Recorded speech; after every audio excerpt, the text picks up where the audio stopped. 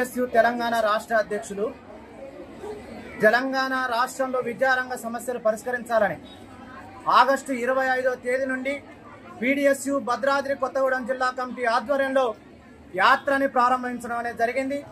ఈ యాత్ర సందర్భంగా రాష్ట్ర ప్రభుత్వం ముందు అనేక డిమాండ్స్ ని మేము పరిష్కరించాలని తెలియజేస్తా ఉన్నాం। ముఖ్యంగా ఈ రాష్ట్రంలో విద్యార్థులు 4 సంవత్సరాలుగా కేసీఆర్ ప్రభుత్వం 2 ఏళ్లుగా పెండింగ్ లో ఉంచారు।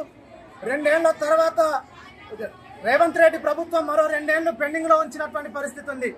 8,600 కోట్ల రూపాయలని విద్యార్థులకి పెండింగ్ బకాయిలు చెల్లించాల్సినటువంటి బాధ్యత నుండి కాంగ్రెస్ ప్రభుత్వం వైదొలుగుతా ఉన్నది। విద్యారంగాన్ని మొత్తం కూడా గాలి కొదిలేస్తా ఉన్నది। విద్యారంగ సమస్యలు పరిష్కరించేటటువంటి పరిస్థితి లేదు।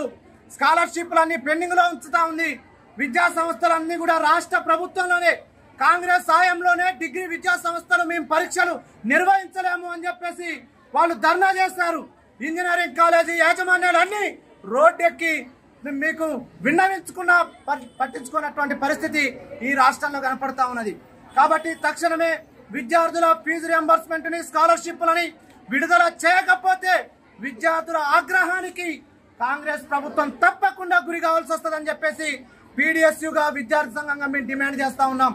అదే విధంగా ఈ రాష్ట్రంలో విద్యారంగ సమస్యల